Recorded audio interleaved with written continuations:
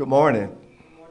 We're going to call that meeting to order this morning. I would ask, please, if you have cell phones, to put them on silence or turn them off.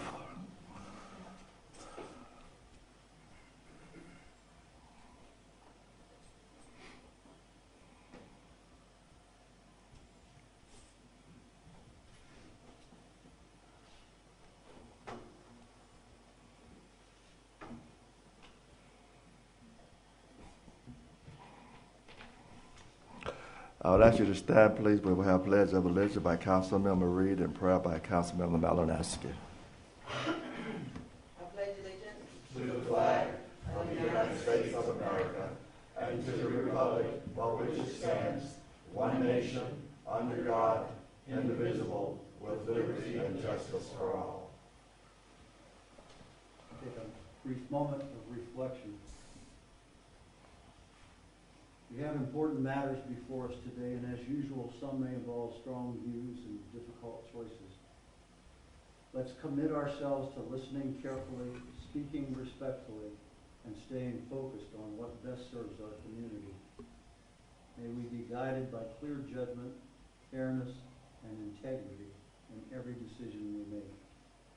May it be so. Amen. Thank you, sir.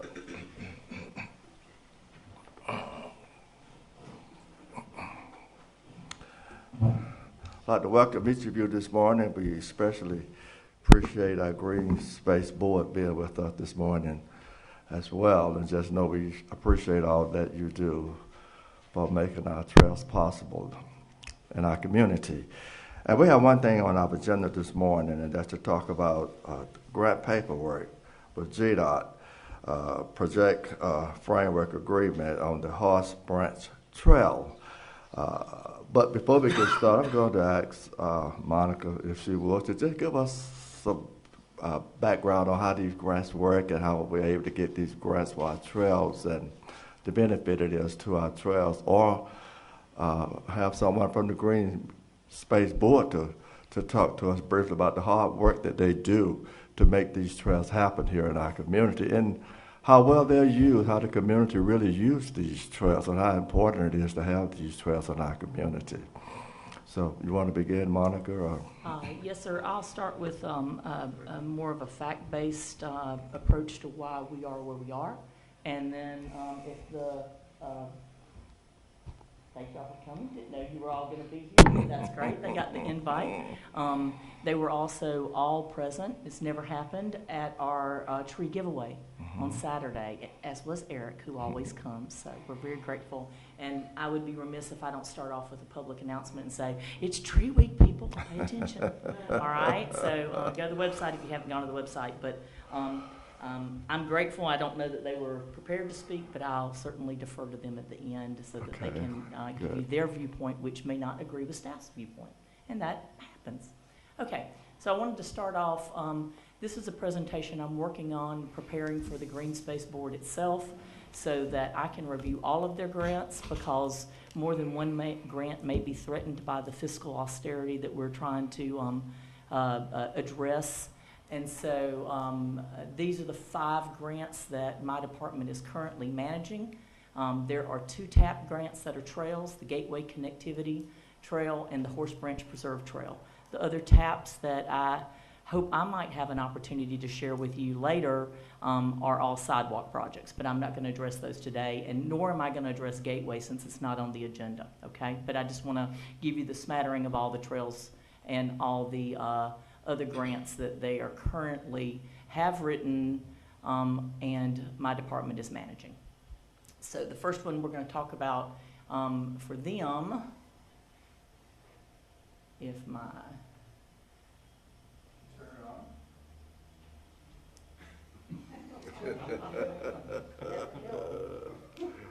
off.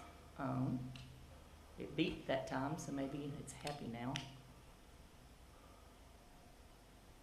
Technical assistance guru, please. Oh, wait. I did that. You just had to Oh, you did that? Yeah.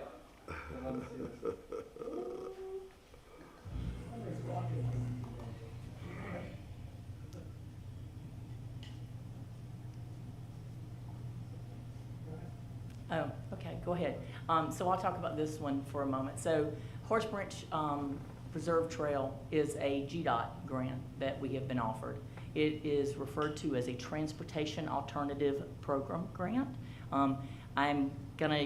I live in the world of acronyms, so I'm gonna try to, for those of us who are new to the acronym game or those that need to be refreshed, try to do those. So that stands as a TAP grant. TAP grants are alternative to vehicle grants that come from the Department of Transportation because they are trying to encourage across the state for us to identify multimodal options instead of just reliance on vehicles. The project is referred to, and you may hear me say, a local let project. That means we advertise it, we bid it. It's a little bit more under our control as opposed to GDOT using whoever they want, whenever they want. There are 3 requirements for you to be able to get a TAP grant. The first one is you have to be a LAP certified community. So we are not competing against everybody in the state. We're only competing against communities that are LAP certified, and that's a very small number. Second is you have to have LAP certified grant coordinators at the local level. And so right now, Mandy and I have been through I think it's a 65-hour training. Mandy and I have been through that twice. We're required to go through it every 3 years. It used to be every 2 years. Rajiana is the one who currently holds the LAP certification in finance. And they have both the overview program they have to go to and the financing part that they have to go to. Oh, I'm sorry, that's locally administered projects. Darn, I thought I got them all. Okay, that's okay, because I assure you that Phil Schmelzer will ask. Okay. So, and then finally, you only can choose from LAP certified vendors. So that they have to be familiar with the process, they have to be familiar with the paperwork, they are pre-vetted, and GDOT maintains a list of those. So those are the only vendors that can actually apply to work on a LAP project. Any questions about the certifications or the maintenance of the certifications that we have to provide to be able to manage the local grants? Great. You're doing good so far. Okay. But we've been LAP certified for a long time, is that right? No, only about 5 years. We sought that'll come up. Okay, very good. Good question, you're getting there. Okay, so to give you a little bit of project history. So on a community development project, we don't just invent ideas of great ways to spend public money out of the air. There's a good bit of public engagement. In terms of the green print, in 2008, a trail system was in the top 3 priorities that the community identified that it wanted. The comp plan for both 2009 and 2017 reference trails, and I believe this one is actually specifically called out in the latter. And then we engage in conceptual planning. So then there are 3 things that we try to make sure that we seek. One is project endorsement, and by that I mean you. Certainly it helps to build it off of the public engagement, but y'all make priorities, not the public. We're a representative form of government. And then partner participation, we've been seeking that for the last 9 years and have been very successful. And then you identify the funding sources, and that's the order it goes in, okay? So this is the idea of, I thought y'all might enjoy some of these old maps. So this is the first kind of blush. I think David Land is in charge of these stickies. And so that tells you how old that is. But this is the public ideas given a shape by the Green Space Board as we started trying to figure out what did that mean for a trail in a larger area, trail to a school system, what did that look like? And so this is the work product of the Green Space Board.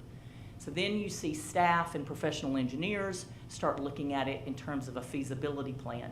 So you'll notice that we're looking at stubbed connections to all of our neighborhoods. You'll see the buildings pop up on the aerial. We want to see how many people we're serving in relationship to it. All of that matters because when you write a grant, they want to know about the population served. They want to know that distressed areas like or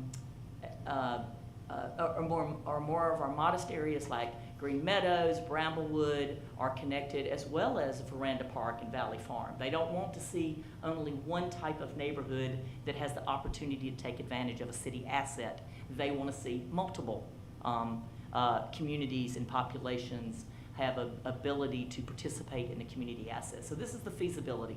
All of that to be said is because if you're going to write a grant, you have to be able to sell it.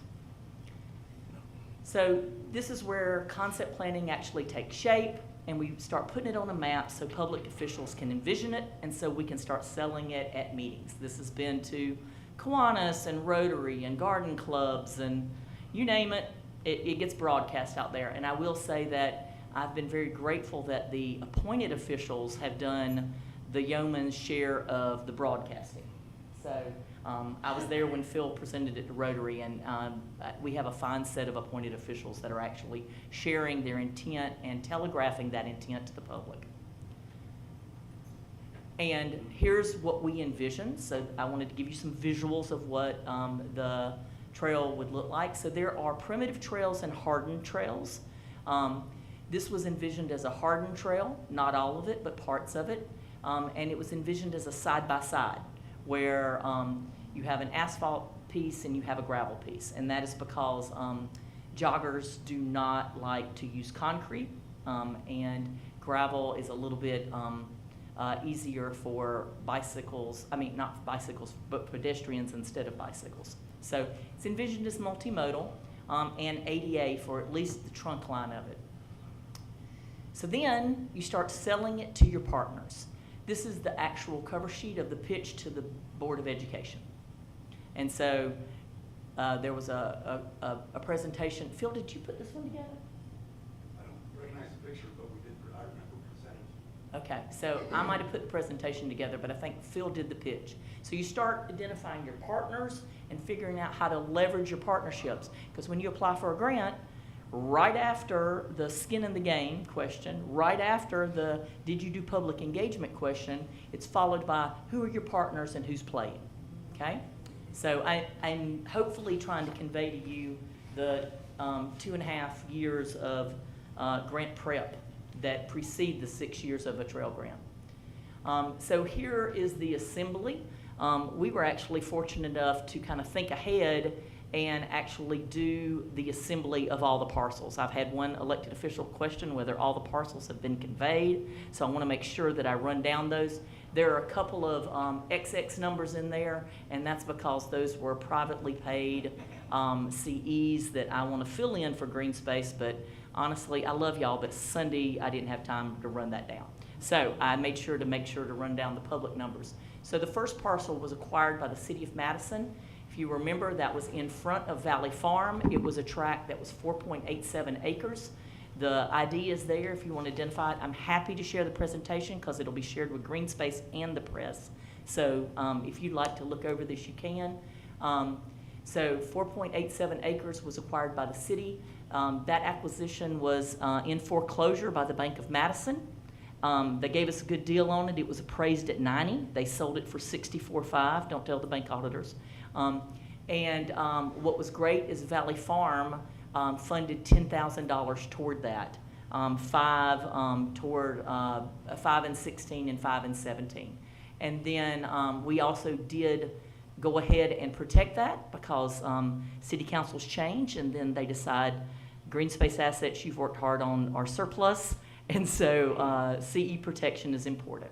So therefore, that was 21.9, but I'm happy to say that we had enough in our LDF funds that actually paid for that. So that made, oh, I didn't change the 32,250. Hang on, I'm still editing this presentation.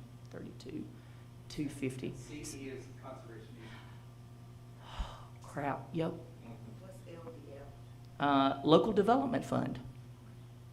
It is funds that are donated or gifted by developers in lieu of something, or it can be just a donation, and those are held, no, not just a donation, they're developed, they're contributed to the city, and they don't roll back when the general fund rolls back. They are set aside restricted funds. So let me finish making this conservation easement for a CE so everybody knows that. So that CE number for the LDF, the Local Development Fund, ought to be 21.9. That was paid to the Athens Land Trust, and again, none of it was tax dollars. Morgan County Board of Education was the next pitch. They were able to sign over a 4.25 acre easement. It's a linear easement. What's interesting about it is it doesn't attach to the ground until we build the trail. So it's kind of a floating easement. And that's to give the engineers, and they knew at the time, but we didn't know at the time, they were planning to build another school. So it allowed for the movement around it. I mean, we did know, but we just didn't know where and how big. So that easement has also been received. And you'll notice in the right-hand column, the dates of either acquisition, receipt, or protection are all noted so that that answers that question. That'll become important when we have our right-of-way review. The next donor that was approached was JJ Veranda Park, LLC. Through some donation from the Madison Morgan Conservancy, they actually paid for the CE. And the J&J Veranda Park LLC donated the property. At that time, it was valued at $112,380. That gift of property has also been received. So you'll note that it's in 2 tracks, and you'll get a visual of that in just a moment. But it was thought to be one whole track at the back end of Veranda Park, but it's actually interrupted by Wellbridge. So there's a little triangle that comes up that splits it. And that wasn't known until the time of survey, or wasn't clarified to the time of survey, because it was not depicted that way in the original subdivision plat. Third developer that was approached was Wellbridge Developer LLC. As part of his rezone, he proffered up, I shouldn't say approached because we couldn't approach him in a zoning scenario. When he sought his rezoning as a planned unit development, you don't get to do a planned unit development without offering a community benefit. So the 2 community benefits he offered were 25 acres of green space that included all the stream, and it also included a 14.5 acre use and access agreement. Again, both of those have been received. I had a council member point out to me that the tax assessor's map hasn't changed yet, so maybe some kind of recording issue, and I'll check on that today. But I can assure you that I have the signed copy, and I have relayed that to Deborah. So we do have that in hand, because I got a small panic after our tree giveaway and went back and had to check just to make sure, because people make me doubt myself. So then the interesting piece that you see there is at some point the developer decided that he didn't want to go ahead and develop the high part of the land that he had reserved for multifamily. And so he added another 25.52 acres to the gift. And so you actually received, in that gift of property, you'll notice there are 2 numbers of value there, and that is because he gifted 50 acres, or 50.52 acres. And then he was also supposed to grade 3 miles of trail as part of the original zoning conditions, and I'll come back to that in a moment. And then there's this final little tiny piece that you have to jump from a City of Madison parcel to the Veranda Park parcel. And luckily, Phil was real proactive with that, and I'll give he and Carl the credit. That use and access agreement was granted by Valley Farm. Notice that they were a former participant, and they participated, and we got that .014. There are some minor things we need to do, like install a gate and a little line of shrubs, but we have the access and use agreement as well as a construction agreement that I didn't list, because the construction agreement is wider and expires, and then the use and access agreement is what you retain. So, total 89.184 acres have all been assembled. That is the full right-of-way for the project. The city has in it about 54,500, so about 55 grand. The whole thing would be about 2.3 if we acquired it. And instead of that, I actually downgraded that conservatively to easement value. because it all has a protective easement over it, or it is an easement. So for about $55,000, we garnered about $1.1 million asset. Not bad. And then our protection cost us $21.9, but again, that did not come from normal sources. It came from the local development fund, and I'll talk about where that money originated in just a moment. Any questions about the assembly of land, assembly of parcels? And I'm going to go ahead and forward the slide even if you have questions so that you can visualize that. So I'm going to start at the upper left, if I may. That is, it looks like we have the wrong green space parcel labeled because this was an old map I had to pull off the server that I could get to. And it is the lower parcel, not the Valley Farm parcel. It's the 4.75. It's the front parcel in front of Valley Farm.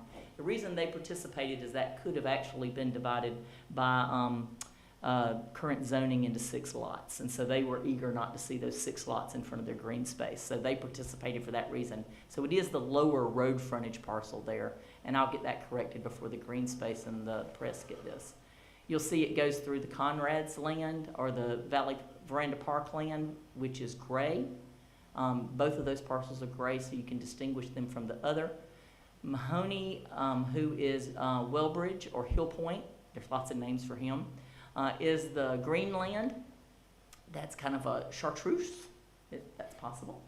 And then the light green shows tentative trail routes through the school system, but I will say that that kind of wedge of 33 acres was offered in exchange for something else by the city, and that didn't go forward, so we will not, as far as I know, receive those 33 acres. So it is only the 89 acres, and that is just the width of the trail, not the 33 acres in exchange to fix our other problem that we have. When we update this map, it'll only have the width of the trail through that.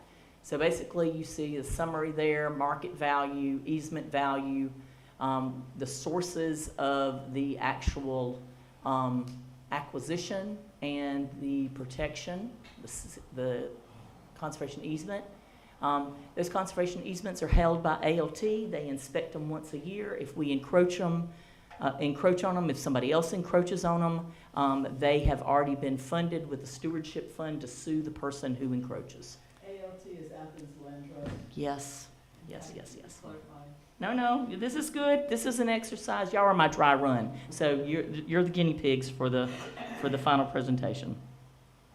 I was actually trying to be brief for y'all, and so I tend to elide when I can. So this represents a 9-year assembly. Started in 2016, ended in 2025. Any questions about the assembly of the preserve? Roughly 90 acres, and the taxpayer spent out of SPLOST, there are no general funds in this, $55,000, give or take a little bit. Any questions about the land?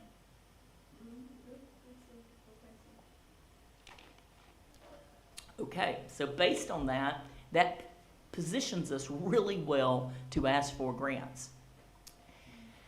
So we're again looking for the model miles, what we referred to it. The model mile is that solid trunk line you see that goes from Washington Street straight to the school system. There are some dotted lines that represent primitive trails. And this does not represent all of the trails that our yeoman axe swinger has cleared. Because there are lots of opportunities to get kids down to the creek, to have scientific opportunities, but GDOT doesn't need to see all that, and neither does anybody else we're writing a grant for. So this represents the 2 big chunks, the model mile, which is what the grant funds, and then the primitive trails are wherever the Green Space Board wants to put them and maintain them, provided that the Athens Land Trust says it doesn't breach the conservation easement. Does that make sense? Yep. Okay, so now we have assembled all the land. We know who our partners are. We can put a value to their partnership. We can show the city has skin in the game because they've bought one piece. And we've identified what we're seeking, and so now it's time to prep for grant writing. Okay, so that's the process that we take. So the funding identified first was the GOSP fund. We applied for roughly the same project. We were going to have to provide a $175,000 match, and GOSP stands for what is up there. Yay, good for me. And we did not receive that grant. We got pretty much a flat-out no. It was very competitive that year. The Firefly Trail got a grant. All the surrounding areas seem to have gotten one, but they all seem to have focused on kind of connecting to the counties and multi-jurisdictional. So we're a little disappointed in that, but Phil did a good job on that application, and I appreciate it. Our second round of application, both of these were in 2023, because if you don't strike it once, let's try again, was the Land and Water Conservation Fund. The Land and Water Conservation Fund is funded through the National Park Service. Again, we were going to have to put up a $175,000 match. We made it through round one, and we got pretty close to making round two. We did submit for it, but we were not successful. And then lo and behold, since we were doing well on the Gateway grant at the time, we got encouraged to look at GDOT for a funding source for Horse Branch. And so there was a quick call to Phil. Phil put a grant application together really quickly, and that was submitted in 2024. This is Federal Highway Administration money, and I see that I do not have a description for that. I assume everybody knows what GDOT knows, but the Federal Highway Administration maybe not. Maybe I'll hand out an acronym sheet.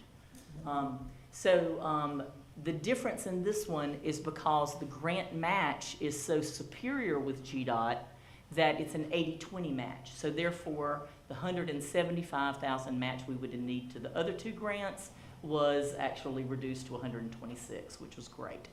The project funding estimate is always an 80-20 with the GDOT grant, and the project estimate at the time was around $2.6 million. Okay? It again remains a project estimate, and every sheet we get from GDOT, even the award letter that I forward to all of y'all, says it's an estimate. Okay? And we'll come back to that in a minute. And I'm hoping this will actually be a little instructional if I actually get to talk about the TAP grants at some point. So hope that'll help you identify how the process we move through. So here's the actual overview. It is 2 years for lap certification, get everybody certified at the local level, get the community certified. Our certifications run separate. There's a community certification we have to resubmit. We've been certified twice, and then Mandy and I are both certified. Karen went for the first certification, then she handed that over to Rajiana. Rajiana is certified in the finance part, and then because I am doing progressive planning, succession planning, both Molly and Jill have done first round of training this year, although I love the blank faces when you come back for the first round of training. I think it takes at least 2. Because at the second one I learned stuff. So the preliminary engineering is expected to take 2 years. The right-of-way acquisition is expected to take 2, although I have an email as late as Friday for y'all to confirm that she has several on her desk that are at the 6 and 8 year mark. It depends on how cooperative the adjacent property owners are. In this scenario, we own or lease everything. That's great. So there is no right-of-way acquisition. And then for construction, John was very concerned that we would be compelled into construction before we had construction matching funds. I have an email, I've already shared that with John, based on his very specific questions that are valid.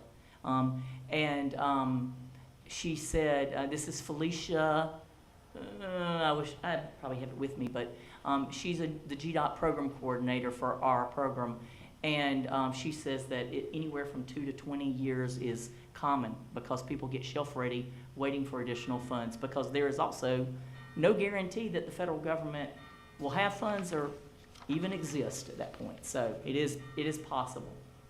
So we can't be compelled into construction funds in an untimely manner. So I'm going to. Well, and here you see if I may clarify that. Yes. That we are aware that one of John's concerns is that the standard language is the different contract, you gotta pay it back, and you know, all of that. But we understand that we have out to, as you had indicated earlier without backup, that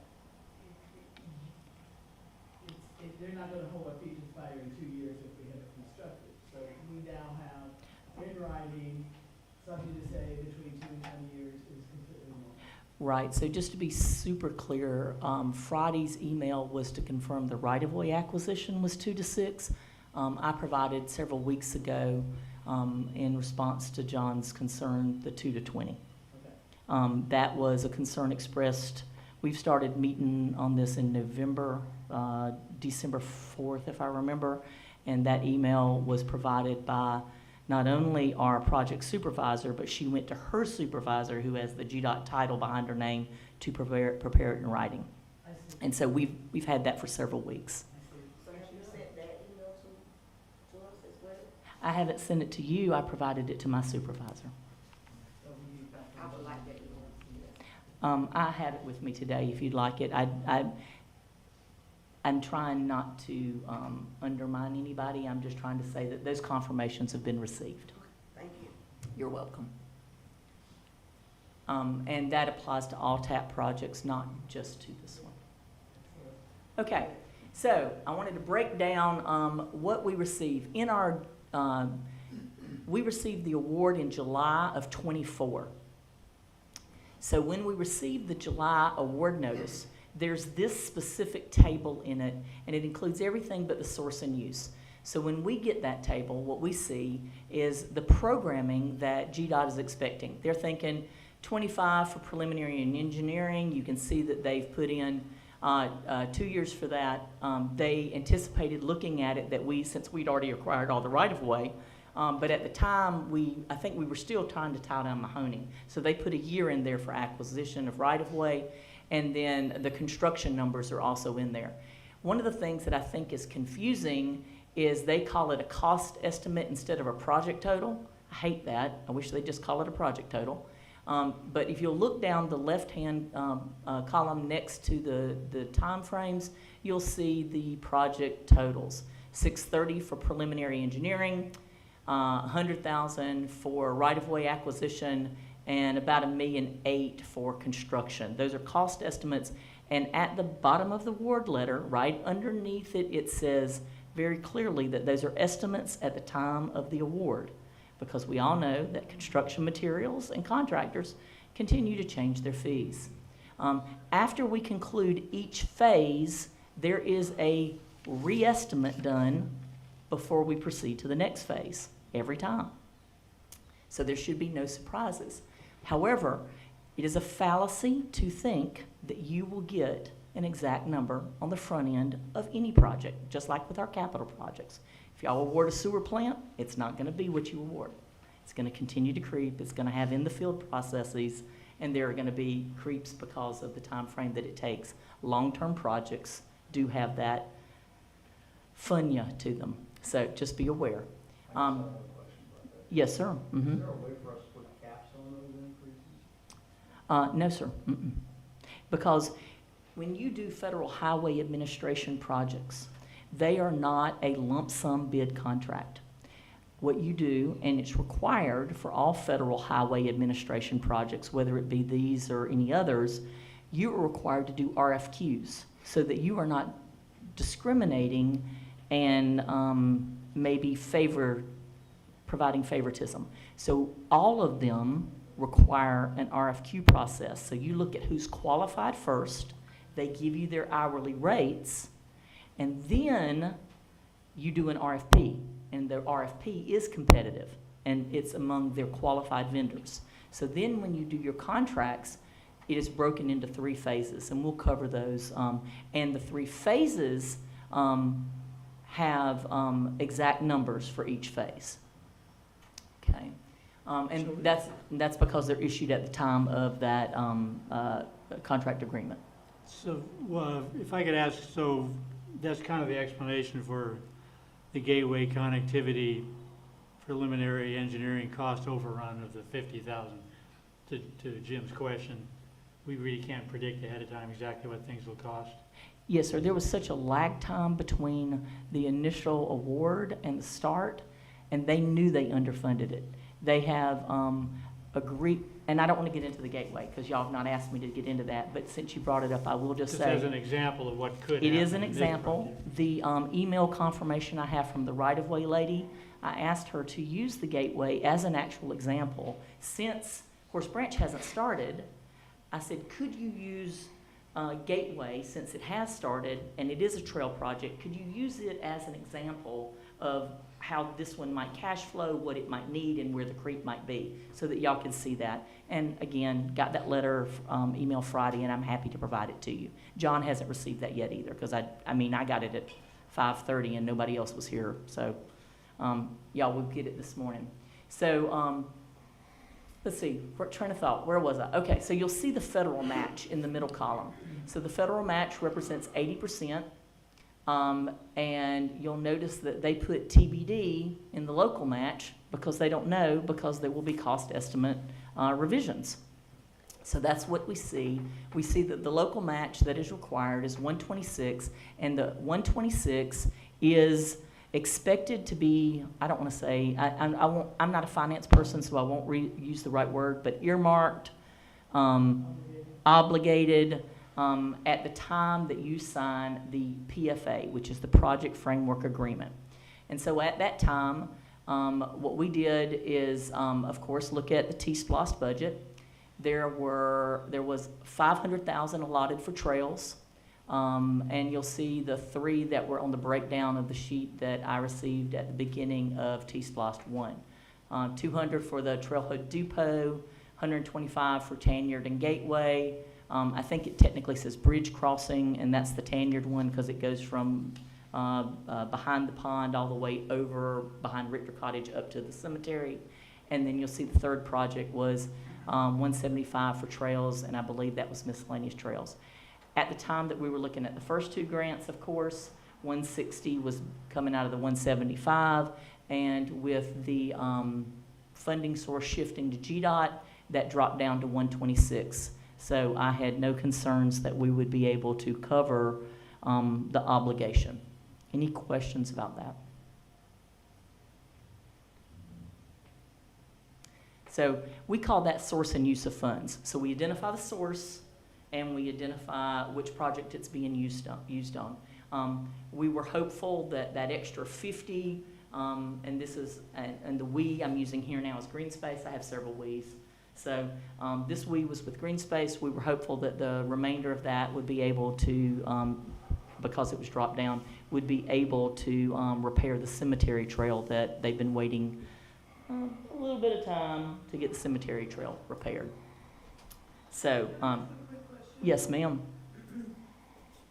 These, excuse me, these T-SPLOST funds that we're looking at, we see that we have attributed $500,000 to trails. I'm sorry, And I don't know how much the whole T-SPLOST budget No, was, that's okay. but, because I couldn't tell you what percentage. I wanted to put the percentage of the whole transportation budget. And I know the new one's like $4.5 million, but I didn't know what the old one was, so I'll get that, I'll fill that in, but I haven't done that yet. But I did want to look at the percentage of multimodal funding that you provided out of your T-SPLOST funds previously, but I haven't calculated that yet. Well, I know with regard to T-SPLOST funds, when we, oh, good Lord. At least you didn't miss an alphabet number. I know that with regard to T-SPLOST funds, when we lay out, I mean, I have a rudimentary understanding of, but we say, here's where the funds are going. And so we're kind of, we're committed to that in a certain way with the use of the T-SPLOST funds. So are we, when we have dedicated $500,000 to T-SPLOST, of T-SPLOST funds to trails, can we then otherwise allocate it elsewhere and take it away from trails, or is it in that bucket? So reallocation under T-SPLOST is quite common, is my Okay. understanding, but I'm gonna let Karen speak to that. I just would rather just say That's this is the source and use that we relied on to submit the grant, Understood. and I would rather finance speak to that. There is, just being clear, there is no throwing anybody under the bus today. What we've been trying to work on for the last 6 months is resolution, 6 weeks has been resolution and solutions, and enough said. Okay. All right. So that being said, this is kind of the makeup of that funding. So we received, and I love that they call it an award for 630. We don't receive an award for 630. The project total is 630. And the federal grant is for 504, and the match was 126. And so that match was expected to be drawn from the 175 for miscellaneous trails that was in the T-SPLOST. Okay? So then we got kind of lucky. The state decided for projects that were kind of lagging and hadn't moved yet, and as far as I can tell with the state, 6 months is not lagging. It takes that long to get the PFA done. But we were fortunate because they decided that for towns under 5,000 that they might be unduly burdened, and they wanted them to be able to move a little faster.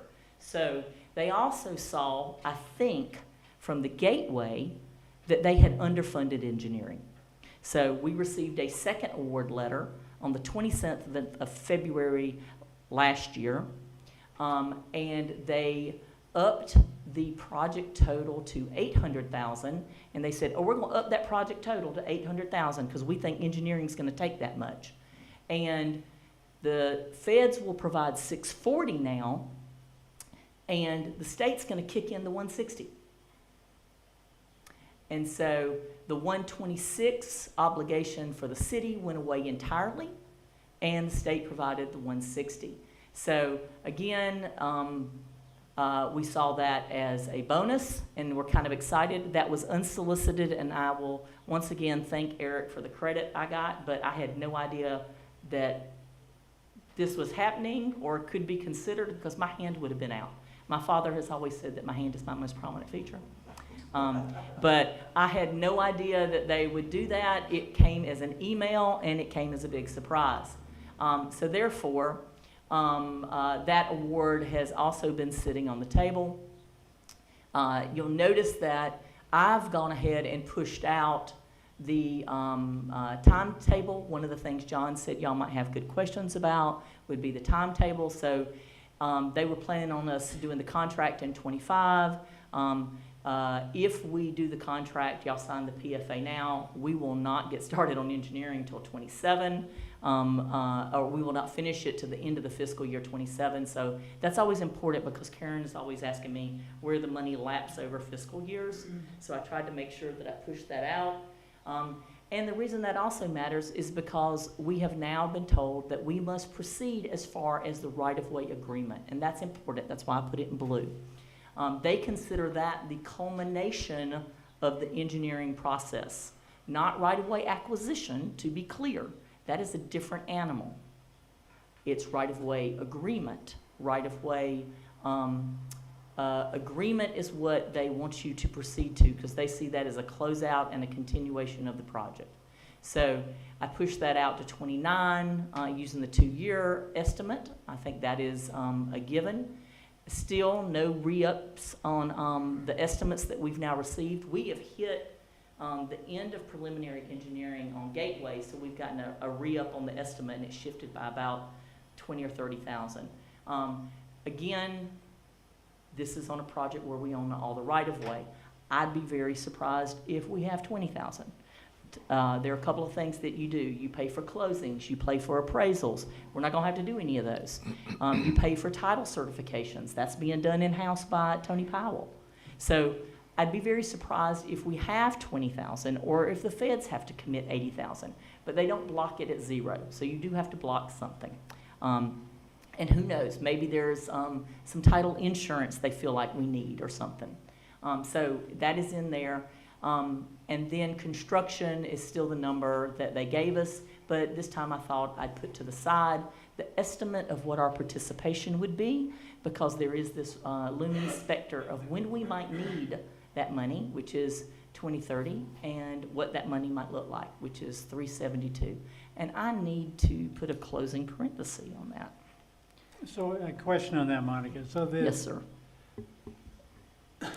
the 20,000, that's the 20, they're basically, the state is saying it's going to cost $100,000.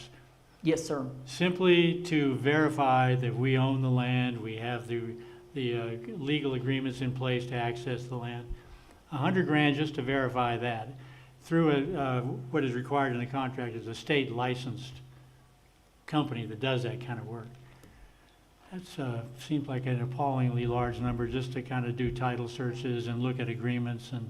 But anyway, so I you're. don't disagree, but I don't get to Okay. argue with So the you're inflated assuring dollar us- values of attorneys or engineers for that matter. Okay, so one of the concerns I had earlier has been somewhat mollified, I say, and that's the contract wording that we have to repay if we don't move forward. I've somewhat come to agree that that may not be as much of a concern as I had at our last meeting. You're assuring us that the right-of-way acquisition is going to be in the zero category because the city of Madison either owns the land or has access agreements in place with Wellbridge, the schools, Valley Farm. Is that, we're expecting a zero in the acquisition number? Right, so I don't want to misspeak and say I'm assuring you it's going to be zero. What I'm assuring you is we have a lease or own all the right-of-way. I am surprised that it is 100,000 because I can't believe any To attorney. tell us that fact. I can't believe any attorney's opinion's worth that to tell us of what we already own.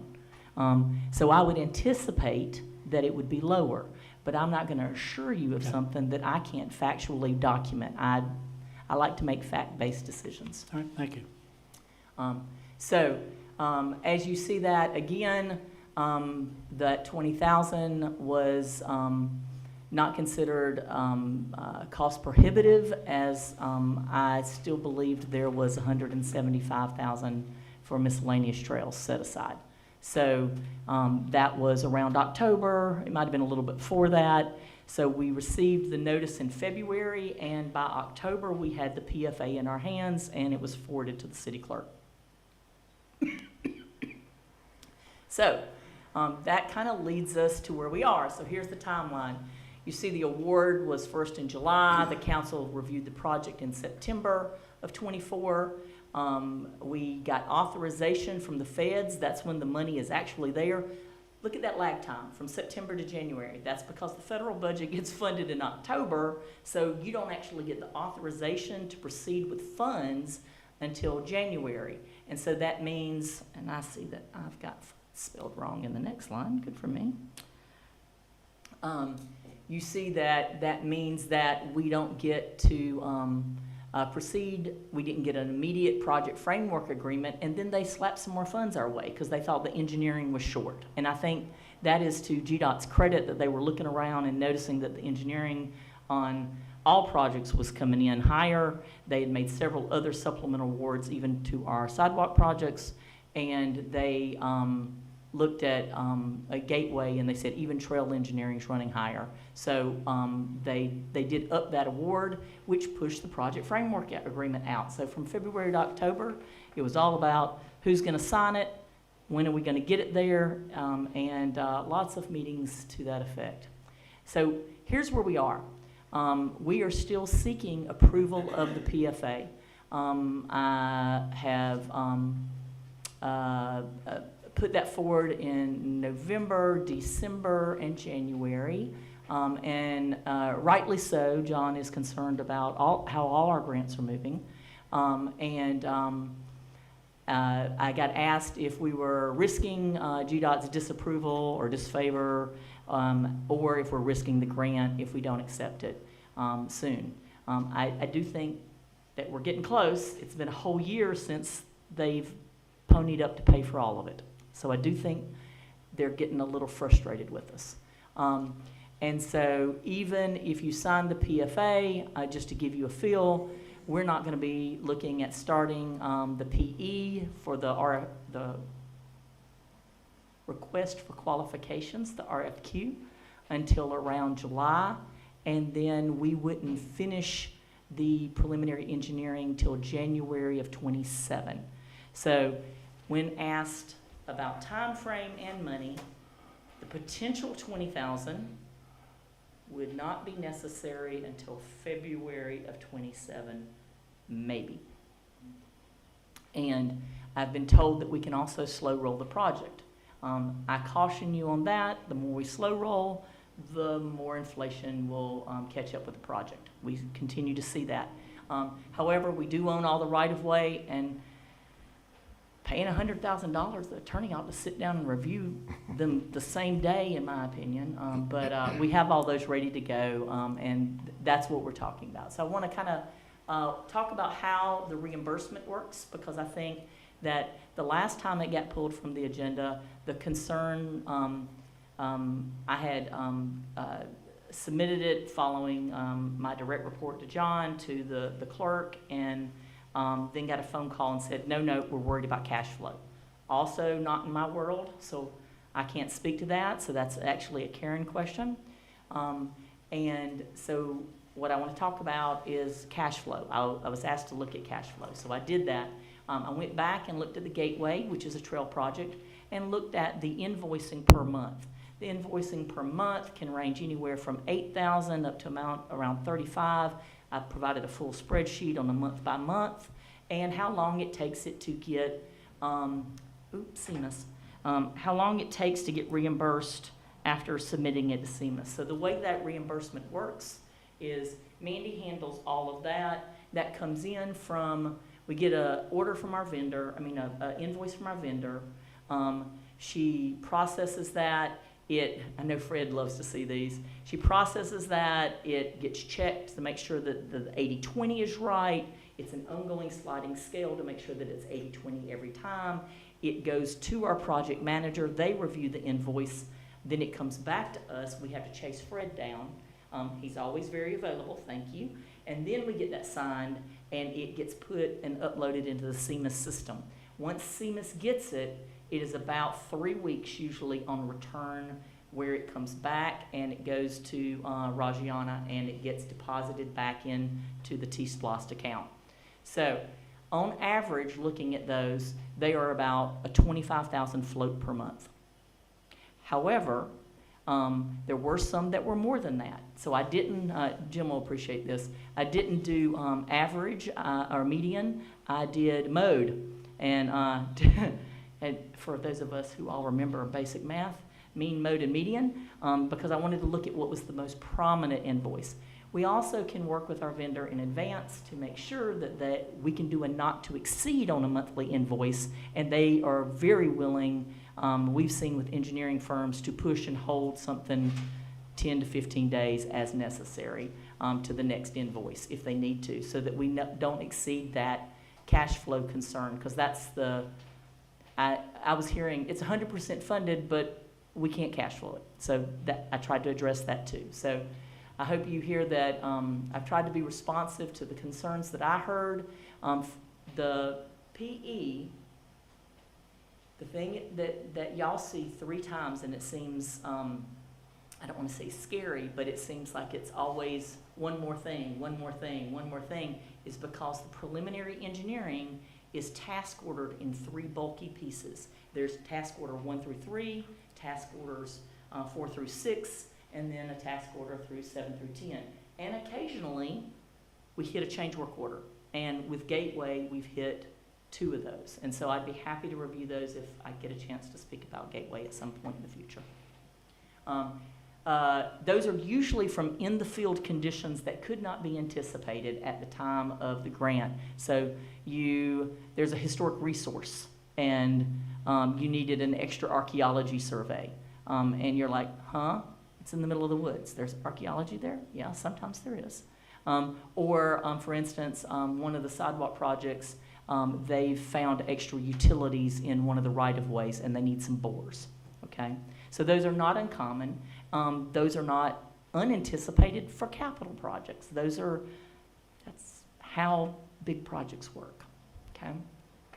So, talk about next phases. So, the reason GDOT wants you to get to the right-of-way agreement is not because they are trying to get you to commit to do the right-of-way within 2 years, although that's their goal. And it's not to force you into spending the right-of-way funds. It's because that is the moment when you can tie down the federal 80%, and they're trying to lock down the federal. So that's what it's called, federal authorization. So the federal authorization for stage 2, that $80,000 does not get locked in unless you sign the right-of-way agreement. But you're not required to complete the right-of-way acquisition within 2 years, okay?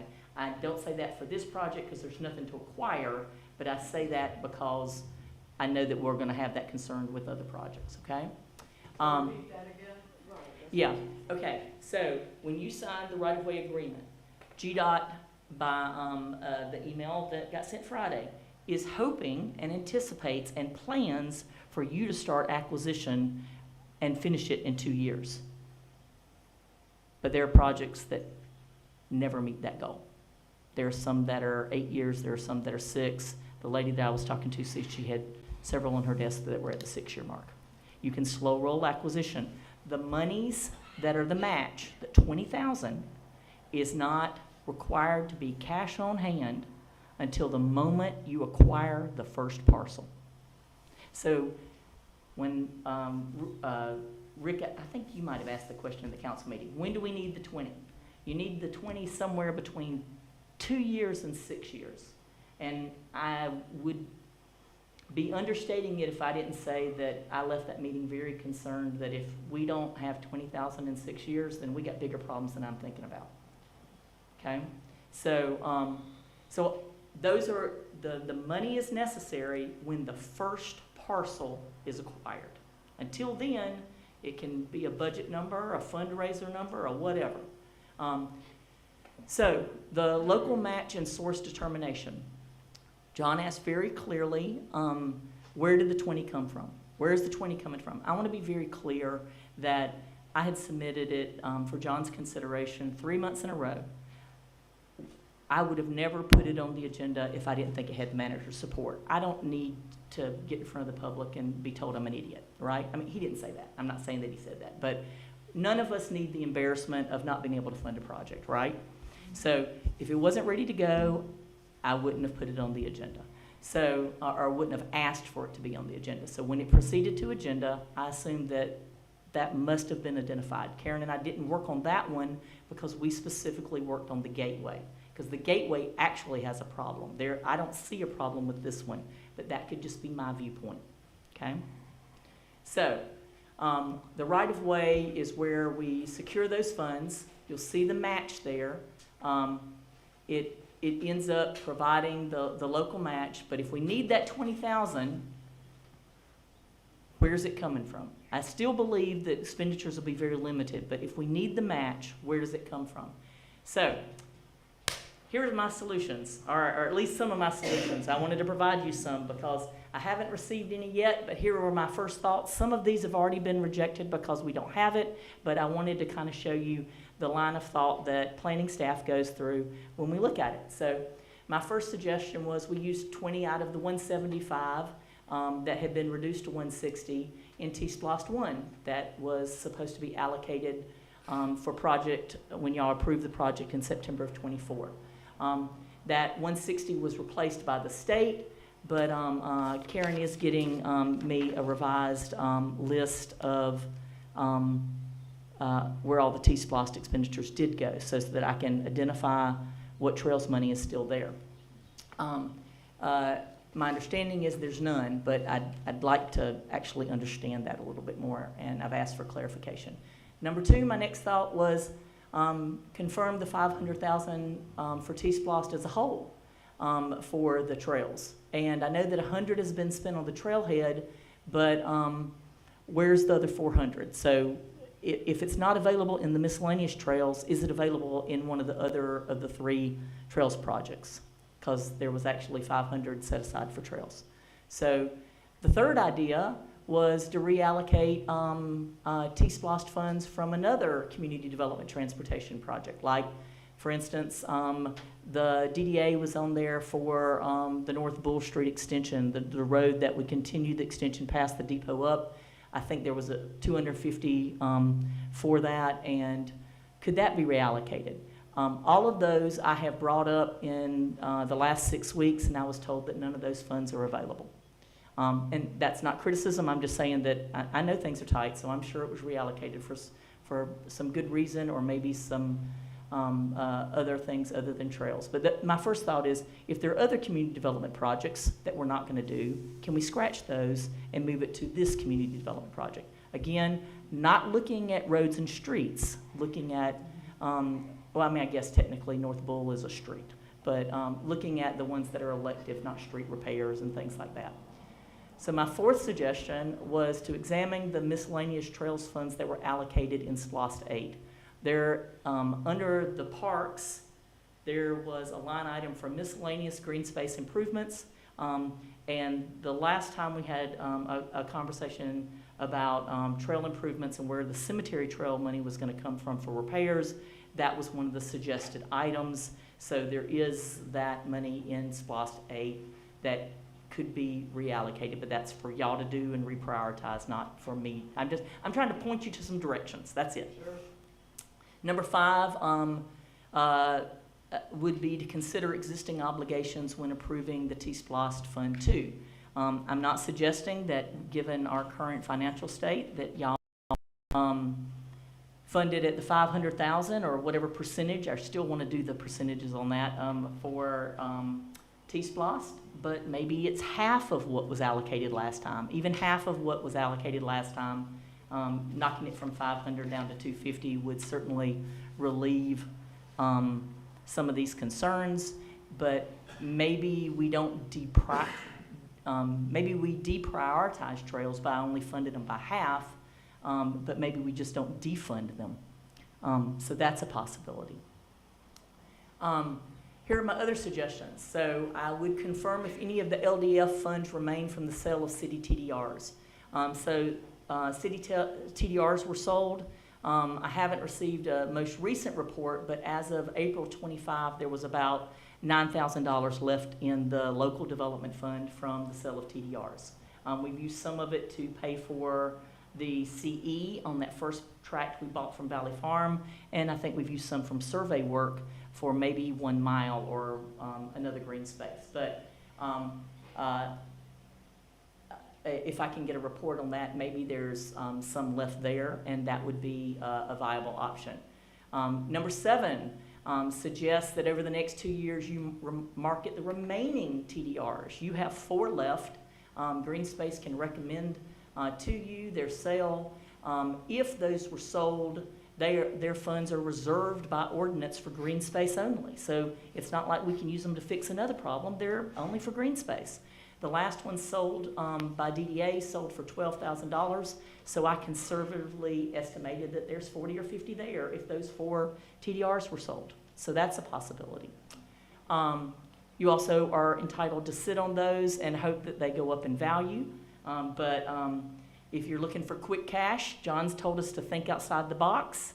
And if we're looking at selling city assets, that's one city asset that's available for sale.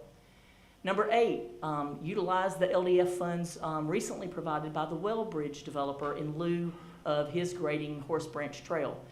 That $53,000, roughly $53,000 was provided to the city on June last year. So those $53,000 are currently sitting in the LDF, and they can be used for trails. Trails, green space acquisition, trail construction, they were specifically provided in lieu of trail construction by the developer so that he could move on, and he had given an extra 25 acres, so John did let him substitute that instead of going ahead and grading 3 miles. Number 9, reallocate some SPLOST 8 funds for the clearance of Future Park for Carmichael.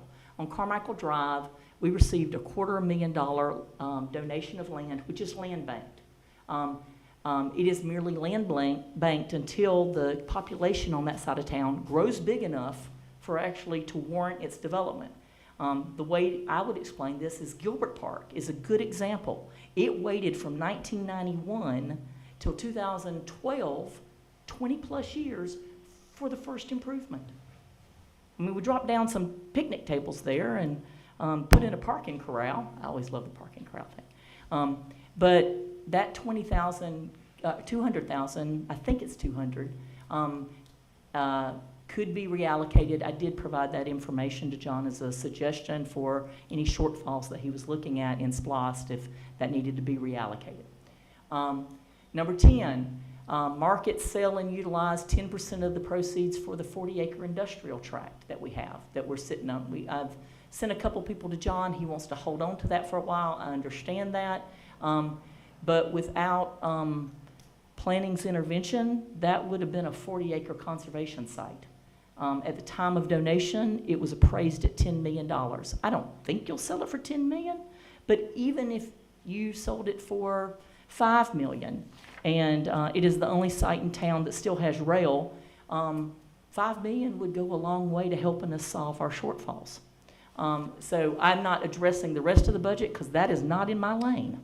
However, if only 10% of that was allotted to fixing our trail grants, we wouldn't be having a trail grant problem.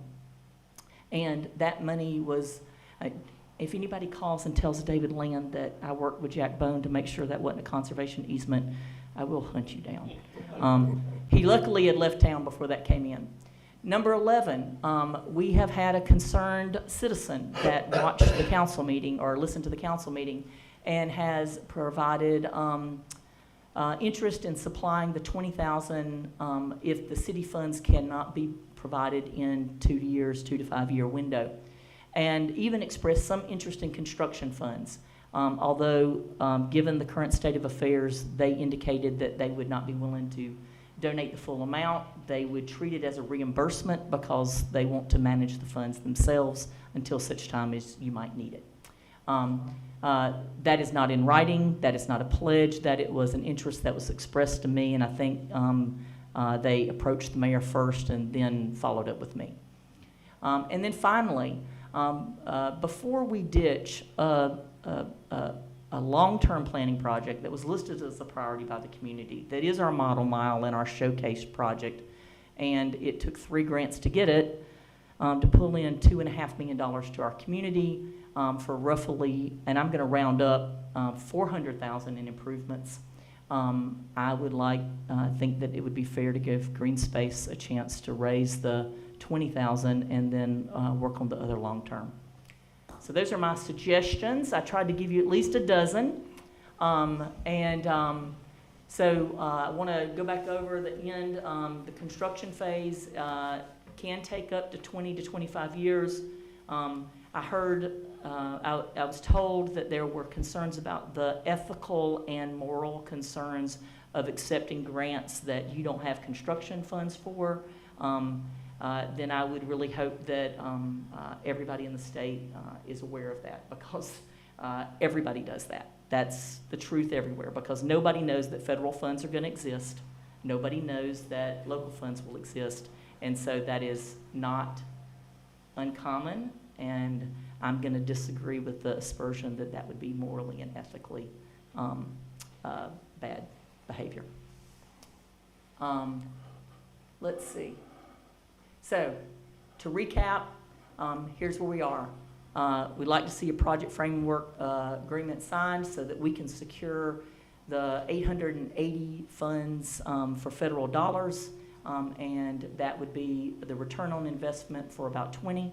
I think that echoes the roughly $55,000 that the city put in to receive roughly $1.1 million in private investment in the acquisition of the land. And I think that those, cumulatively, we're going to see this be a really good return on investment for the city. And that's all I've got. So, how did I do on time? 30 minutes? You did great. Actually, I think it's... I didn't do 30 minutes? Would you Okay. believe an hour plus? I'm sorry. It was worth it. I am ADHD. I am not cognizant of time, but there's so much misinformation floating around about grants. I just felt that it was important to do a very thorough job. So could I ask you a question before you? Yes, sir. And I'm not cutting you off. I'm sorry. And I know you got to get to work. We talked about the $500,000 T-Splash, the money that was put into T-Splash or set aside. So this money is supposed to be used for trails, I think green the- space I trails, think or? the best way to say that is it is anticipated at the time that y'all pencil out a budget. It is not required. SPLOST is a little different. You put it in categories, you can't shift it around too much. But T-SPLOST, I don't think comes with any of those restrictions, but I would defer to your finance director. So, and I guess it may be a question for our finance person or John. Do they ever come and tell you that, Monica, we don't have money to complete the green space project, or? I did receive an email that there was a concern in October. Normally, that is something that occurs in budget discussions in February each year, because if we're going to use some of the grant funds or use some of the local funds that year, we're supposed to budget for it in that year. So usually that's a February discussion between February and May of each year. And so that's when I usually have discourse with finance, and I hear, we talk about what grants are going forward that year, which ones will be using how much money in that year. That's usually when that occurs. Okay. Any other council members have any questions for? You're welcome. Phil, you want to end cap that? Sure, You want more talk? No. I'm really sorry. sure, go ahead, yeah, I'll take 2 minutes and then I'll okay. talk as well. Monica covered, I think, a lot of things that, and you asked questions that honestly I had. But really, I just wanted to be here for questions that you may have of green space and how we may feel on certain things, but it's really important for Horse Branch. You know, Gateway was really, in my mind, was a gift when Monica was able to get that in 2020. Gateway has been a goal forever, and you can see it is what all you did. That you have been working on this for years, and for it to be called into question, I'll speak for myself. It's confusing to say that, to hear at a council meeting that we can't find $20,000, and then to see those last slides that Monica has. So when we submit the grant, there's a sheet that requires the identification of where the funding's going to come from, and T-SPLOST was listed. So quite honestly, Monica does all the hard work. That was obvious. So we know things are going to be working around and it's going to be turbulent. But then for the whole project to be questioned, as it's going to be scrubbed, what did we do for all these years? And I would expect and hope that you would approve the 20,000. But are we going to go through this every time that there's money to be spent when we've already identified it in a budget that, quite honestly, you all approved and published? It's on your website. All those funds are there. I'm sorry, finish your comments, and I've got a couple of Yeah, responses. so I understand that priorities change and policy changes. And we'll delay things. We don't have any problem. We'll reprioritize things. We're not, trying to come in here and say, you approved it, therefore you've got to do it. That's not how running a municipality works. And I'm not advocating for any of the things that are bigger priorities. There are bigger priorities than building a trail. That's, that we're very passionate about it. But that's really where the commissioners and I are coming from. And I think maybe we need to have a new policy or flow so that we can be on the same page. That's my 2 minutes. So, Eric, thanks. Yeah. Phil and I met for 2 hours, hashed this out a couple of days ago. So this is nothing new. The reason we're here and the reason we have such concerns is money. Simply it. It's not any kind of priorities or what we think about trails. Someone asked me the other day, is there some kind of a citizen revolt against trails that have kind of influenced us? Absolutely not. It's a question of allocating money. You guys and the Green Space have done a great job. You're doing what you're supposed to do, and that is to advocate for your projects. And you've done that, and you've been working with planning for a long time. We appreciate all that work. However, the reality is that the amount of money that was allocated by this council for gateway connectivity, the sidewalk programs, TAP grants, and the Horse Branch, it's been exceeded by $342,000 from what we originally thought all these projects would entail. So it's not just finding $20,000. We on this council have the hard duty to figure out, okay, well, we approved X amount, and now we need another 350 grand approximately to do all those projects. So now we have to prioritize, and I very much appreciate Monica's list, and I hope you copy me or all of us on your suggested list of 12 ways to find the money, because that's what we're going to be doing over the next few months as we get into the budget of fiscal 27, is how are we going to balance those priorities.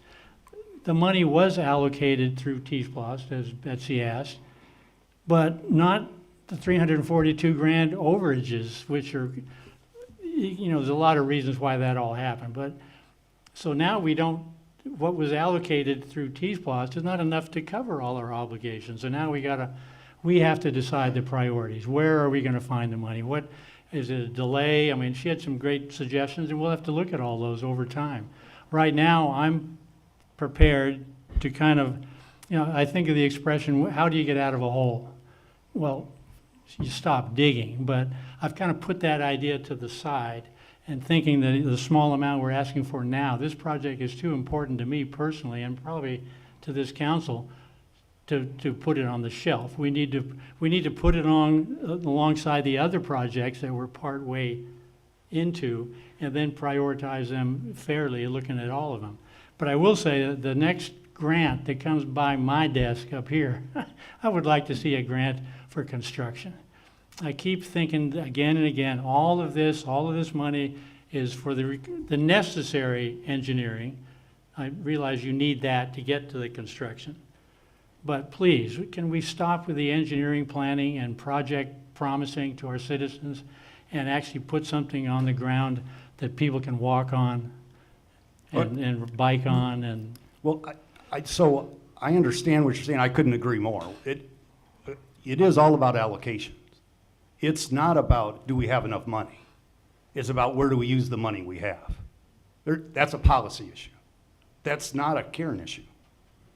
That's a policy issue.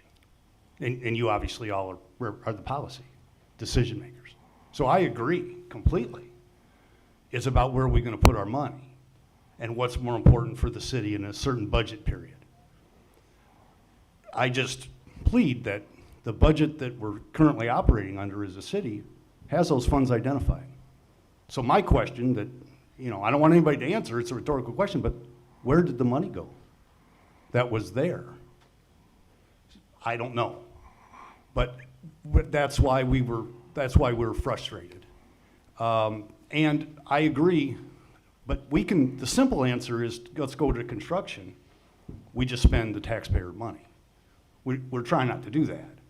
We're trying to do it with volunteers and going for grants, and unfortunately we get hamstrung because federal and state money has a certain process to go through. And I get it, I'm sure the reason they act this way is at some point they went to build a bridge over a creek somewhere, and they found out that the land on the other side, the owner hadn't given permission. So now we all pay for a $100,000 engineering project so that proves that we have rights to the land. But I appreciate your time. I appreciate your diligence, and I think that just listening to what Monica describes and went through, hopefully will be very illustrative, and we can, proceed with future grants. But as I said in my, state of the annual report, it'll be a while before we submit a grant. And I said that before this. And I said it because we know the planning staff is full of commitments for the grants that we have in the time that it takes to manage that incredible labyrinth. And also, Carl's gonna be busy in Gateway. He's going to be even more busy in Horse Branch. We want to organize the volunteers. We want to take as much of a burden of maintenance off of the city's back so that we can do this with volunteers. So we think our plate is full on future grants. And I want you to understand that we won't stop submitting those just because of what we're going through now. It's because of these other issues. And luckily I said that back in January and not now. But obviously Monica has a comment, but I'd like Ben to have an opportunity because he's done a lot of the work on this as well. I just wanted to mention that if there's a point where we actually discuss the Gateway Grant, one of the reasons I'm receiving weekly emails and weekly phone calls from GDOT is because they are most concerned that the Gateway proceed, because it's the first project we committed to and it's the furthest along. However, it is the one that is the most underfunded, and they know it. John asked me to go secure additional funding for that. I did speak to the GDOT reps. There is a possibility, I don't want to say for sure because everybody will want to tie me down to it, but for the 264 shortfall, there are funds available from the feds that would provide 80% of that funding. However, until we sign the right-of-way agreement, they will not go and try to secure extra funds. We've had two 2-hour meetings about it, and I mean with GDOT. I've met with 5 or 6 of their officials. They are more than willing to go and secure extra funds because this is the window. It was between December and March, but we will drag it out and then we're on the hook for providing that 264. So again, I'm not trying to push you into doing right-of-way acquisition. Karen and I've spent a lot of time trying to figure out how to make that 210 work. But the 264 for task orders 7 through 10, the state is more than willing to try to secure at least 80% funding, and they might actually go for the state providing the other 20%, but they won't ask for us until we agree to the right-of-way. So they basically just said, until you decide what you're doing and we have confidence you're going to complete the project, we're not going for additional funding for you. So don't assume that the 264 is necessarily the burden. It's just that we can't ask until we show our cards. We're in a chicken-egg problem with that 264. So the Gateway does have the most serious problem. And again, I look forward to the opportunity to actually share factual information with y'all on that. So could I ask you a question real quick, Monica? So if we stop the funding for the grants from GDOT, where does that put our city? I know we have a relationship with GDOT now. So I asked a very strong question, and she wouldn't go on the record because federal funds are subject to recapture, just like federal tax credits. I know Green Space is tired of hearing me say it. Federal funds are always subject to recapture. If you take money and you don't execute what you said you were going to do, they can ask for it back. Off the record, what I was told is that it depends on the amount you've expended in relationship to the whole grant itself. So, like the 2 projects that I feel like are the most challenged are going to be sidewalk projects. And the 2 that are most challenged are, in my opinion, are Beacon Heights and College. But they're also the 2 that we've spent the least on. And so when we had our first meeting in late October, early November sometime, Karen and John asked the question, let's just scrap a couple projects. I was like, we can't do that. Federal funds are subject to recapture. And I think that's when that kind of recognition came to awareness. And so once we get to talking about sidewalk projects and the challenges there, if I get a chance to share with y'all, I will go into that. But Gateway, our program manager indicates that there is an entire likelihood that we will receive 80% funding for that 264. For this project, I would like to encourage that I think that the 2 most viable locations are the 54,000 we already have cash on hand for this grant. It dawned on me this weekend that we've taken in that money, and if I'd have known it at Monday's meeting, I'd have said, well, that's where it's coming from. That's the local development funds you're speaking of. Yep, they were already put in there specifically from a developer in there. So of the 20, we have 55. That seems like a no-brainer to me. But I do know that people will continue to be concerned about the 374, and I'm not belying that concern. Thanks, Monica. I've got a couple young kids, so I just want to share a couple comments about what I think is the value of, prioritizing green space opportunities like this. Every time I go outside with my daughter and my son, and we're trying to find a place to ride a bike, I'm always thinking, where can I go with them where they're not going to get hit by a car? Having been in the land planning, landscape architecture profession, it's one of the things that we always talk about is how important green space is, and especially greenway trails, because they can be so cost effective in getting a mile's worth of trail for the footprint of something so much smaller than a larger expansive park. So we're always in the world of trying to fight against the value of these projects in comparison to other car-centric modes of transportation and infrastructure. But I just wanted to speak to the importance of prioritizing our green space. We know there's lots of difficult decisions, but I would hope in my understanding of these difficult conversations, we're trying to maybe play catch up to some other opportunities where maybe we didn't do a little bit of some cost and investment as we went, and we're trying to now play catch up. I'd hope that doesn't put us in the same position where we're thinking about that in terms of our green space infrastructure, where we've got an opportunity to do a little bit of an investment and reap some great benefit, as opposed to maybe coming back later and oh man, it's a lot more costly to kind of recoup the opportunity we've got before us. But I just wanted to say, when my wife and I moved here in 2017, we visited our local congregation, and then we went to Town Park, sat on the swings, saw people, interacted with people, ran into people from our congregation that we just met hours before. And it was in that park that we made a life decision to move here. We then drove around. We parked in Gilbert Park, looked around, and it was the green space, those places where people can come together, find safety. So when I joined Green Space a couple of years ago, I was still finishing up grad school, and it was the thought to me that I had seen wonderful parks in other places that I'd lived, Dallas, Texas, Pennsylvania, my little hometown, got a greenway along the Susquehanna River. It has been amazing.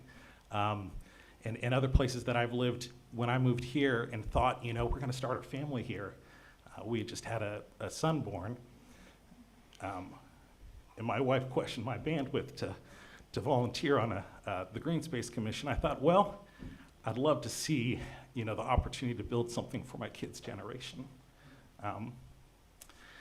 And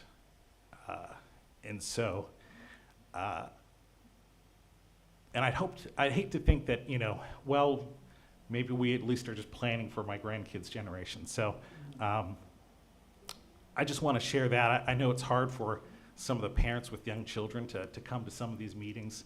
I was luckily able to get here after a late ER visit in Atlanta with our daughter. So I hope in all the competing interests, that the value of these spaces aren't lost on you, and I hope that you can really look to the wonderful planning staff we have and tell your constituents we are leveraging wonderful resources that we've got locally to make really places that impact the health and safety of our community. So thank you. I know this is one of many difficult discussions, but those are just some personal comments. And on just to echo Phil's comments in regards to green space, we are happy to enter into adjustments of how we look at things long term, and are eager to at least get this this first leg of the marathon a little bit further. So thank you so much. Thank you, man. Appreciate that. Carl? what's-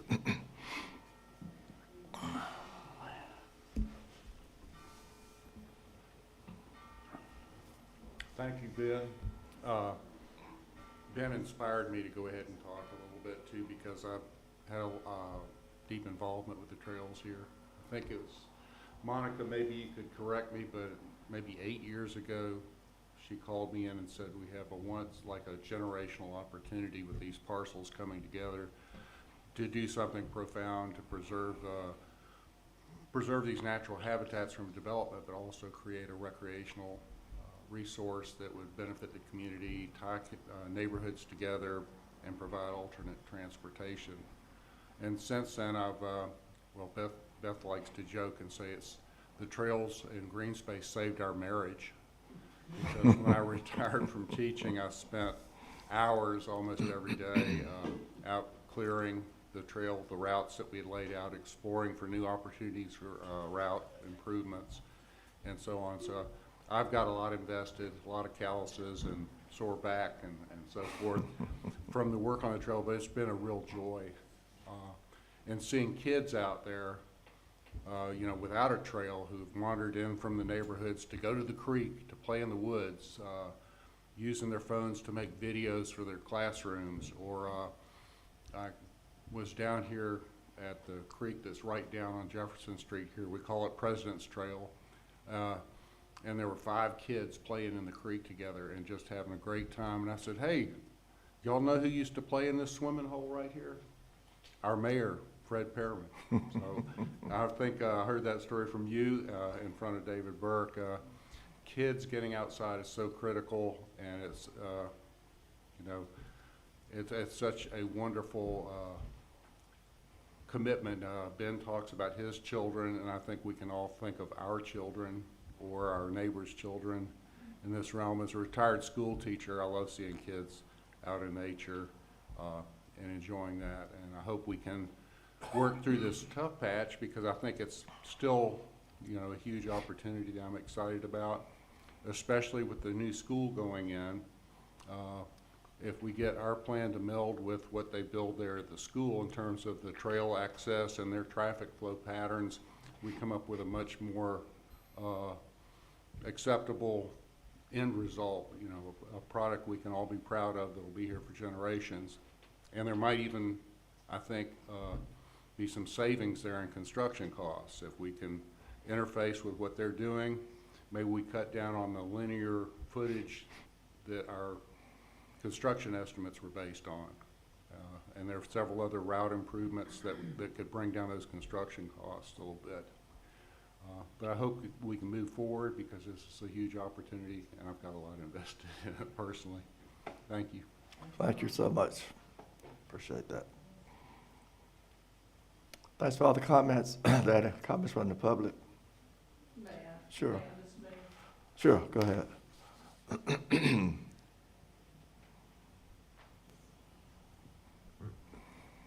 First of all, let me be very clear, I am not anti-green space.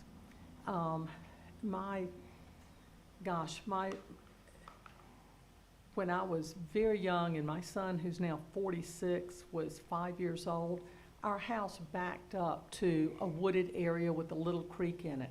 And from the time he was in kindergarten, it was every afternoon I had to go find him in the woods to get him to come in for dinner. He loved it. I am not anti-green space, but I also, 45 years ago, or 46 years ago, got a degree in accounting. And the numbers and what I heard Friday are truly alarming. And I will say that 15 years, or at least 15 years, of drawing from the capital fund to fund day-to-day operations for the city has left the city in a bad position. Not the fault of any of you. That goes back years. And I hear Eric talk about this $342,000 immediate need, but I point out that that is all preliminary engineering overruns and right-of-way cost. If you look at that same sheet from yesterday that was part of your handout, the city's 20% obligation on all of these grants, the TAP grants and the trails that we're talking about, the city's 20% obligation is $5.25 million. That is obviously going to go up because the construction cost is going to be a lot more when we get down the road, get to actually building these things. That's a huge amount of money, and it's not, the trails and the green space are very nice, but keeping the lights on at City Hall and funding the police department is a higher priority. It just has to be. And that's my concern, that I think before we start spending more money on the things that are very nice to have but are not critical, like the police department, we've got to get our physical house in order. And we talked yesterday or Friday, you all talked about the hard choices that will have to be made. And one of the things that I would encourage you to do, I know that these projects can be spread out over 20 years, but that just raises the cost. I would encourage you to have the city attorney look at all of these contracts and see if there's not a way to void some of them or to restructure some of them, because often there is. I did a lot of contracts practicing law. Often there is a way, because of changed conditions, to rework them. And I would encourage you to look at that avenue also as a way of getting the city's fiscal house in order before we go spending more money. And I would certainly encourage you not to engage in any more of these grants that call for very, very significant obligations on the city, even though it may be years out and we all may be gone, but it's leaving an obligation for our children and for future council members to deal with and headaches for them to deal with. So, thank you. Are there any more comments from the public? Ms. Karen? So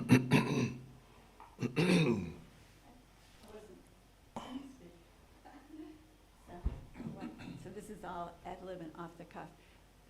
But in reference to what was just said, the numbers that we've been talking about specifically. It's your Michael. Okay.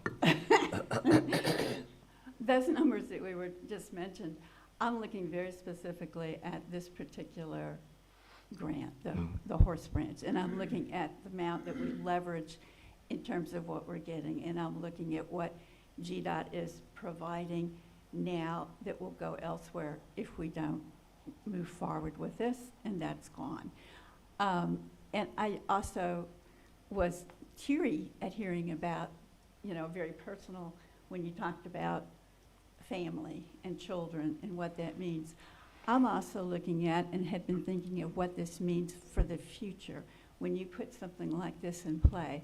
I think I heard Monica mention at the meeting on Monday that we're behind many, many cities in Georgia by providing programs like this, a trails program, a recreation program. And I really believe that that's important. I don't know if you guys walk, there's a lot of us with hair that's old hair. So maybe we're not as active as others that are younger, but New Year's Day, I was out walking what is known as Cricket Frog Trail. That is Newton County's Rails to Trails program, and it goes from New Bern, Mansfield, all the way to Covington. It's 15 miles. It's gorgeous, and it's beautiful. And and people of all types are using and doing it. It's not just for children.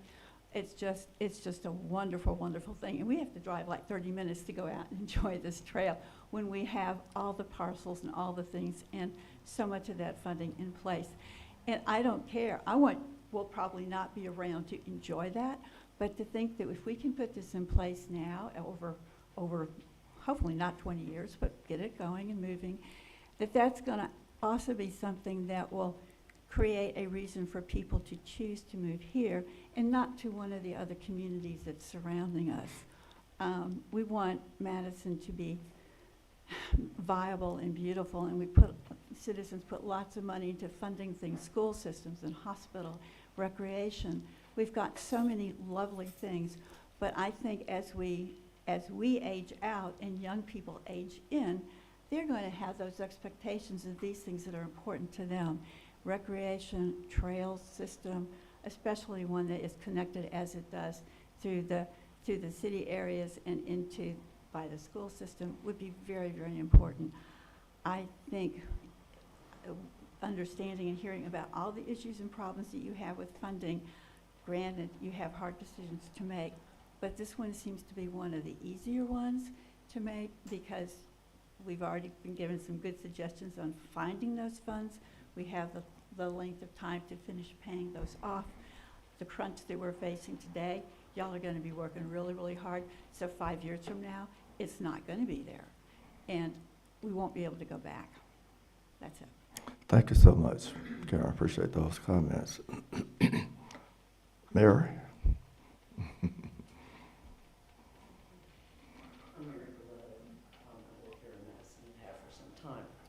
I merely wanted to address, we've talked about children and families. I was invited to walk the trail that Carl has cleaned, worked on with several others.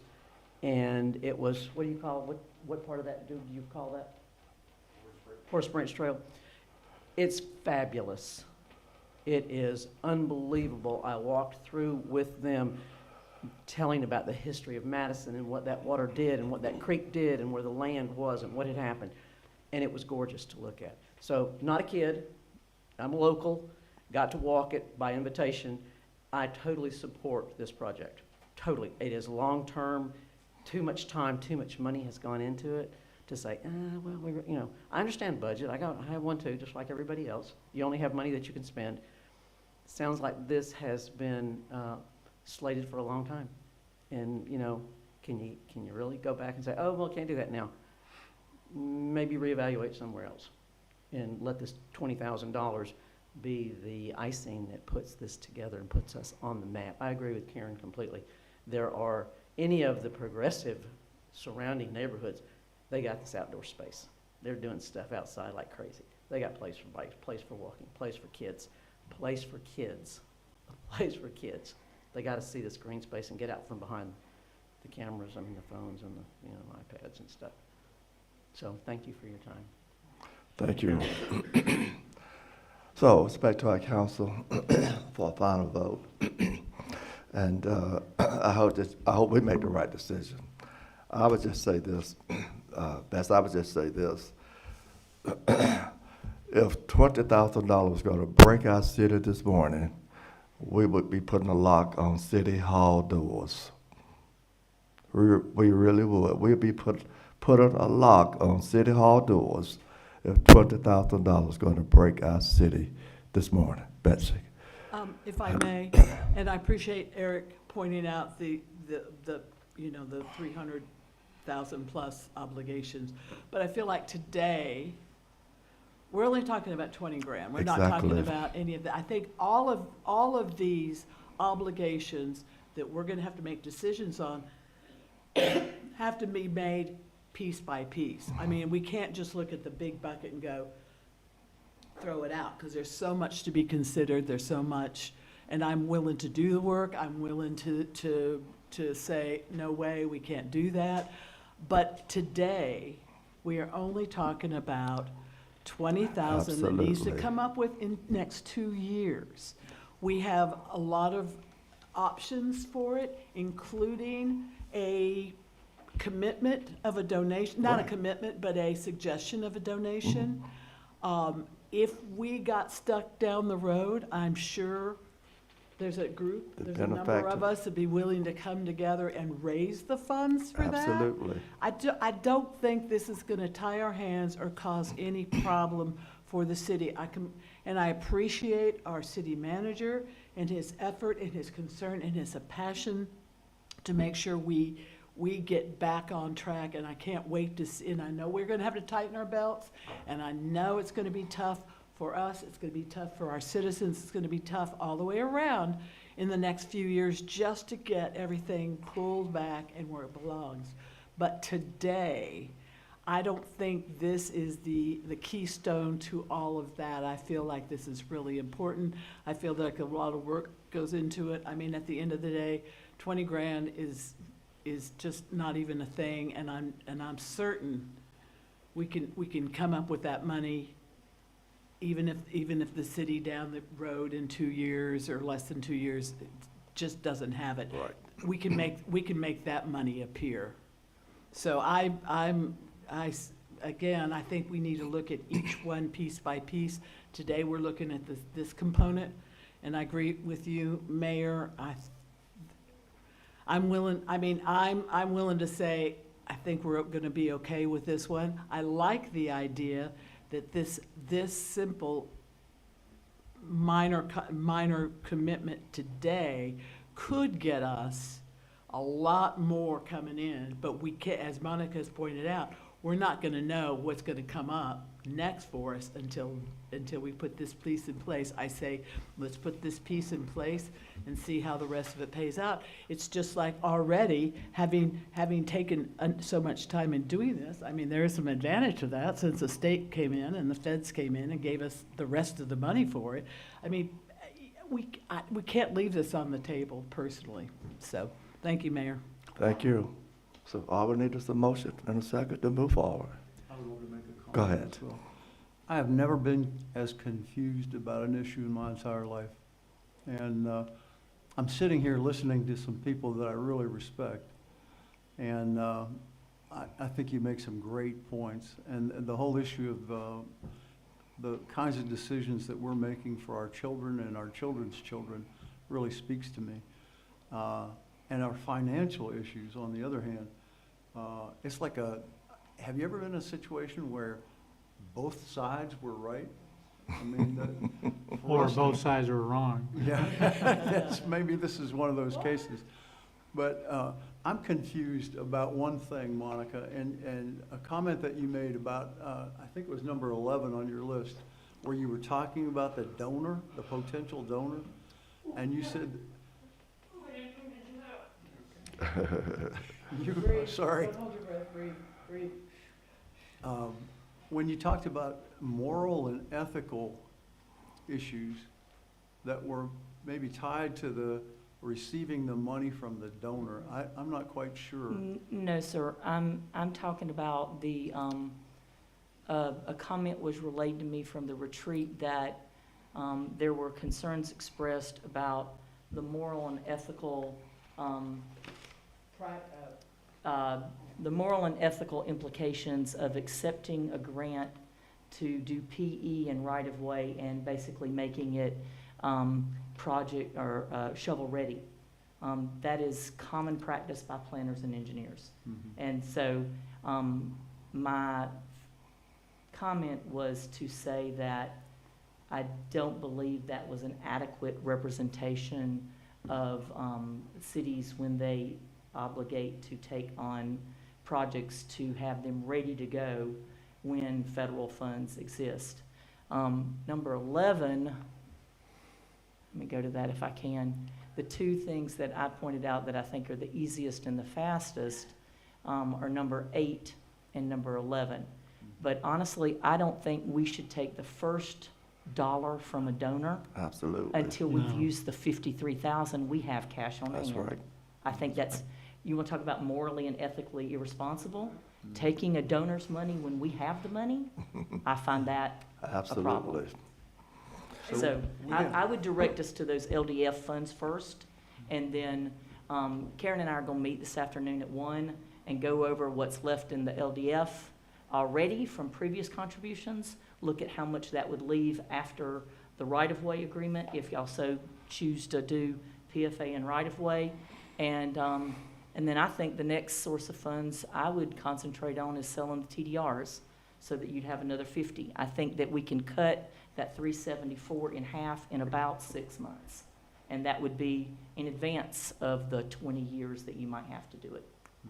So did that answer your question about the moral and ethical It does. implications that were Thank you. made? I guess where my heart is on this is that this sounds like an ongoing problem. And a lot of the things that we've talked about today, I was not a part of. And I find myself trying to figure out where some of these decisions were made and where SPLOST fits in and ELOST and all the different kinds of tax programs that we've had in the past. But it seems to me that we need to be real serious about what we're doing right now and where we're going from here. Because I would never like to see us in this position again. This is just a really uncomfortable place to be right now. So that's where my heart is. So I also heard that y'all feel like we need to make sure we have guardrails. I'm going to echo that entirely.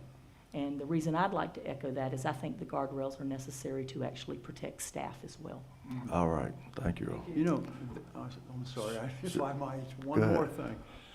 The whole conversation about the advanced preparation and the engineering costs and how high the engineering costs are, that's astonishing to me, that all the money that goes into the preparation. And I'm not sure what kind of creative way that we could come up with to deal with that in the future. That and the lawyer's fees.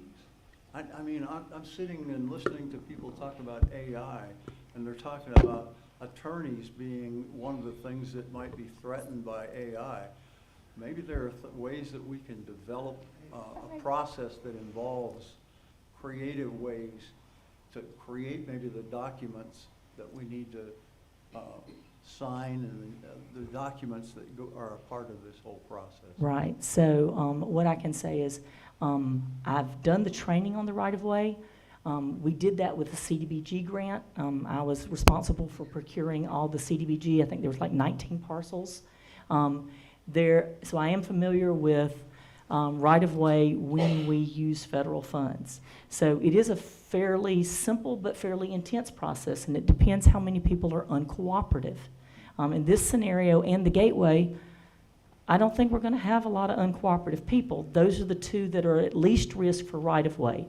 But the concerns about construction are real, and I understand that. And that's why when asked about the potential to slow roll any project, that's important. I actually think that looking at abandoning 2 of the projects is not a bad idea. I've already identified the 2 that I think that I would do that if we had the option to, particularly when we need to, and I'll talk with Karen about that this afternoon, how much federal monies have already been expended on those. Because if we have to remit that, it may be more than our match. And so Avondale Estates ran into a problem with that, Jenkins and Bowen spoke at a training that I was recently at. So I do think those are valid concerns. I do think there seems to be some misunderstanding or lack of knowledge about the use of federal funds. We don't have the ability to choose our own vendors and negotiate a lower price. Our negotiation occurs over their dollar value applied to their professional services hours. We don't negotiate the contract price. All federal funding, especially with Federal Highway Administration, y'all will experience this with any Federal Highway Administration project to be unnamed. Federal highway projects, they go through an RFQ and then an RFP. And so you don't have the ability to, as my grandfather would say, dicker over the RFP. John asked if we could do that. I said, that's not something we get to do. That's actually something that's not acceptable when you're using federal funds. And so you can just decide to only spend what's in your budget and stop trying to leverage local dollars with outside dollars. Every time there is a SPLOST allocation or a T-SPLOST allocation, if they are allocated to a community development project, we are trying to pull in $6 for every local tax dollar we have. That's the goal. Or you can just not apply for federal funds, and right now, we don't have the capacity to manage not one more grant right now anyway, so it doesn't matter. But you can choose to eschew that like we did with Andrews Park. We had the potential for another $500,000 in matching funds. And John wanted it to proceed faster, so we're only going to get $500,000 improvements instead of $1 million improvements. And that's okay. You have three options. You can move fast, you can get quality, and you can get it done in a certain time. Well, I didn't do that right. Cheap, fast. There's three things. Never mind.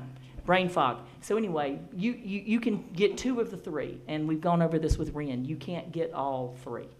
So it can be two or three. But federal funds are always going to come with a string. So if you want to leverage local dollars and not just spend your budget the way it is, Madison's always tried to do that as opposed to some of the smaller surrounding cities. They just spend exactly what they raise and only what they raise, and they don't try to leverage it and make federal and state tax dollars come home.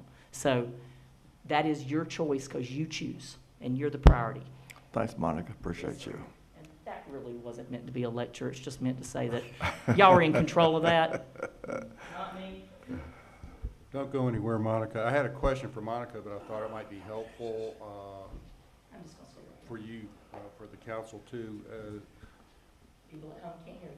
Just that the Horse Branch project, which we have these emotional pleas and so forth for, is a lot different from the Gateway project. And maybe Monica could, I'm asking you, how much of the overruns and so forth on engineering and so forth there were due to the amount of stormwater improvements and things that maybe were, beyond the ability to estimate because of decades of neglect or whatever, and that we may not have those problems with Horse Branch, or we can be more aware of that going forward when we're doing this sort of project in areas that may have particular problems. So my answer to that is, when the board is through with Tree Week is the priority for the next week, this presentation will include all 5 of your grants, and it will include the 2 trails, and Gateway will be one of them, and then the other 3, which are kind of micro grants or smaller grants.